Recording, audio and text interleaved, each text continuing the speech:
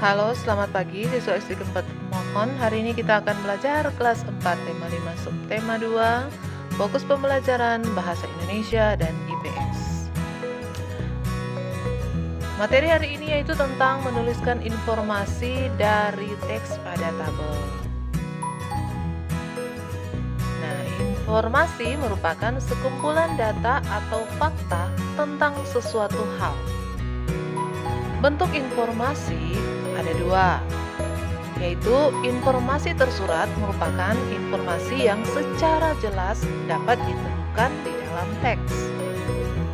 Yang kedua, informasi juga tersirat. Informasi tersirat adalah informasi yang tidak disajikan secara langsung dalam teks.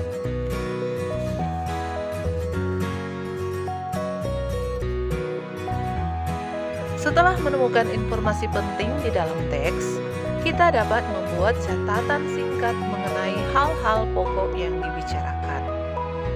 Agar lebih mudah diingat, catatan tersebut dapat dijadikan dalam bentuk tabel. Tujuannya untuk memudahkan kita saat menceritakan kembali isi teks yang telah kita baca tersebut. Nah, perhatikan contoh berikut ini. Ayo simaklah teks berikut. Tuanku Imam Bonjol yang memiliki nama lengkap Muhammad Shahab merupakan salah satu pahlawan Indonesia. Beliau lahir di Pasaman, Sumatera Barat pada tahun 1772 dan wafat di usia 92 tahun tanggal 8 November 1864. Peta Syarif adalah panggilannya. Peto Syarif adalah panggilannya ketika remaja. Saat dewasa, beliau dikenal sebagai pemimpin yang tegas menantang penyimpangan ajaran-ajaran agama di Sumatera Barat.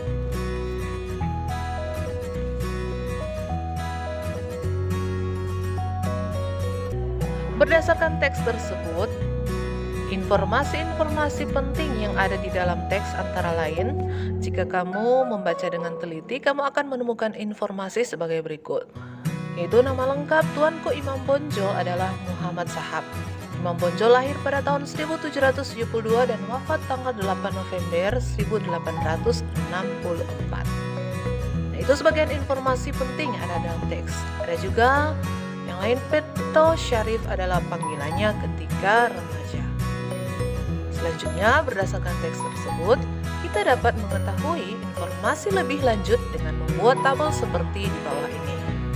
Pada tabel yang sebelah kiri, apa yang kamu ketahui tentang Tuan Imam Bonjol? Teks tadi kita bisa menemukan informasi yang lengkap.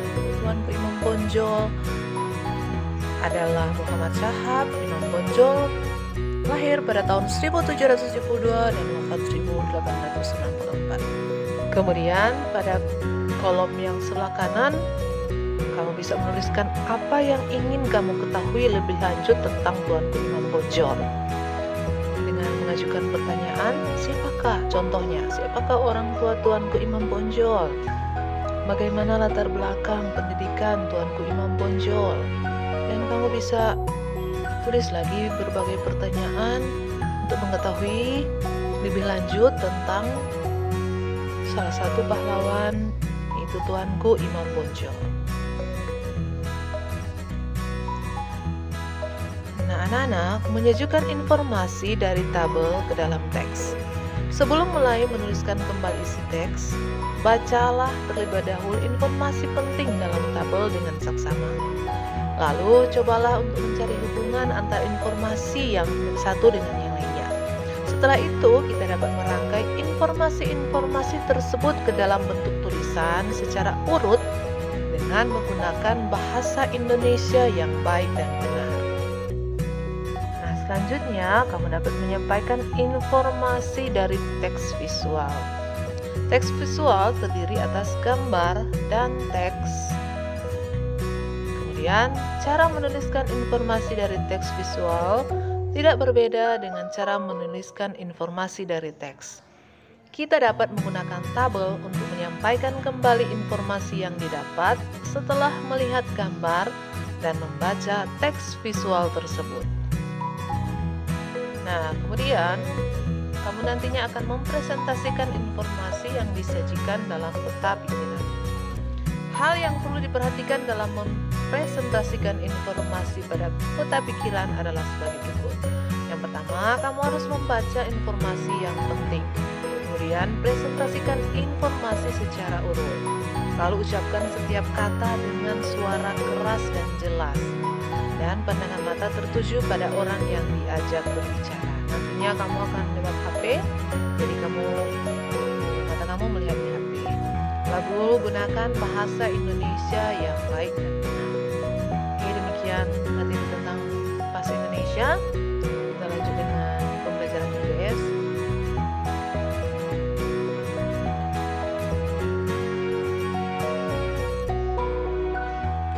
Tahukah kamu siapa pahlawan Indonesia yang dijuluki sebagai Bapak Pendidikan Nasional? Ya, beliau adalah Ki Hajar Dewantara. Nama asli Ki Hajar Dewantara adalah Raden Mas Suwardi Suryaningrat.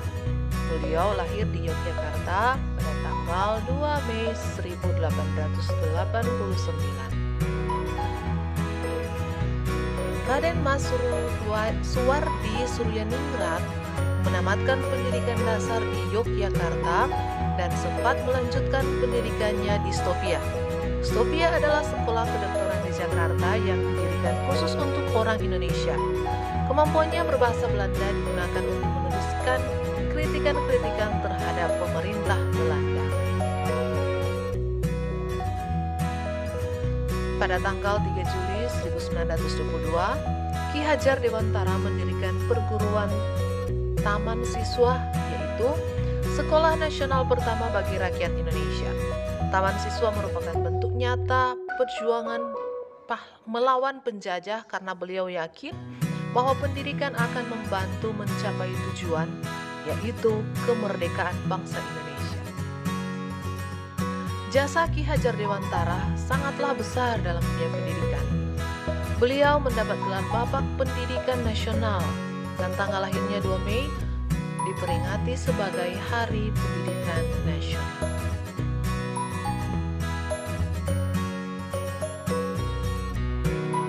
Nah, pertanyaannya, apa jasa Ki Hajar Dewantara bagi bangsa Indonesia?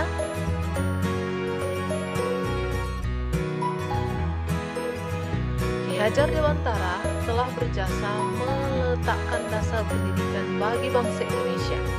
Taman siswa merupakan bentuk nyata perjuangan melawan penjajah karena ia yakin bahwa pendidikan akan membantu tujuan mencapai kemerdekaan bangsa Indonesia. Kedua, mengapa Ki Hajar Dewantara dikenal sebagai Bapak Pendidikan? Gelar Bapak Pendidikan Nasional pun disematkan kepada beliau karena kepedulian yang sangat tinggi pada zamannya. Ia mendirikan taman siswa. Taman siswa sangatlah menekankan pendidikan rasa kebangsaan kepada peserta didik, agar mereka mencintai bangsa dan tanah air dan berjuang untuk memperoleh kemerdekaan. Ketiga, sikap apa yang bisa kita contoh dari Ki Hajar Dewantara? Beberapa sikap kepahlawanan Ki Hajar Dewantara antara lain memiliki sikap kepahlawanan, rela berkorban, cinta tanah air, selalu mengedepankan kepentingan bersama, jiwa persatuan dan kesatuan, serta semangat nasionalisme yang tinggi. Keempat, dapatkah kamu bayangkan apa yang akan terjadi dengan Indonesia jika tidak ada Ki Hajar Dewantara?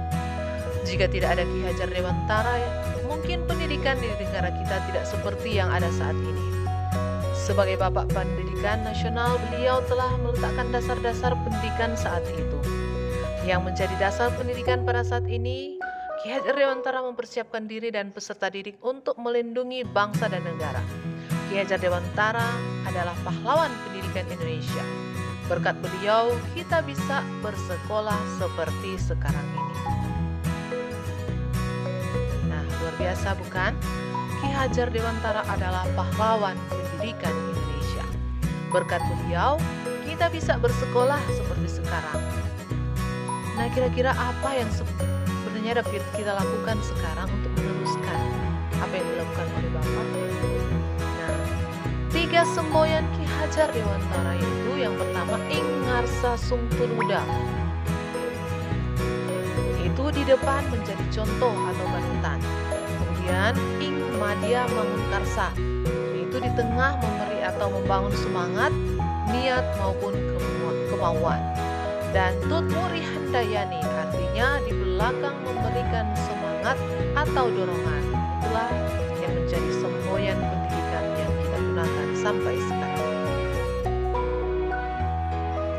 Ki Hajar Dewantara adalah pahlawan yang pantang menyerah dan tidak pernah gentar dalam memperjuangkan kemajuan pendidikan di Indonesia. Oke, selamat belajar.